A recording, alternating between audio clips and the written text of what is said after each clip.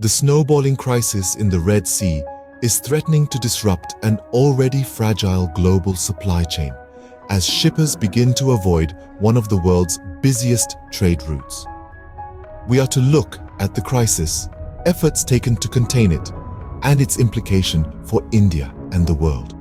What is happening in the Red Sea? The Yemen-based and Iran-backed Houthi militants have fired over 100 drones and missiles at ships belonging to over 35 countries plying the Red Sea. They are doing so ostensibly in support of the Palestinian cause. Many missiles have been intercepted by the navies of Western nations present in the region, but a few have slipped through, damaging the vessels. Many large container shipping firms and BP, one of the world's largest oil producers, have suspended voyages through the narrow waterway, one of the busiest trade routes that connects Europe and Asia through the Suez Canal. What are its implications? More than 20,000 ships pass through the Red Sea and Suez Canal annually. They carry as much as 30% of the world's container volume, 9% of oil, 6% of gas, and account for 12% of global seaborne trade. Any disruption to this trade route would naturally have significant implications. In the last 1 week, more than 300 vessels have opted to take a 6,000 nautical mile detour around Africa. This means an additional 12 days of transit time. The crisis, if not contained quickly, will disrupt the global supply chain and hurt the world economy. It is already sending the cost of transportation up significantly. What about freight rates? In the last 3 weeks, spot freight rates between Asia and Europe have soared 40%. Insurance premiums have also shot up.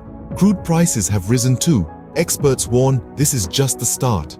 As ships take the longer route around Africa, it will soak up a lot more shipping capacity and create container mismatch as more containers are leaving China than those returning to the country.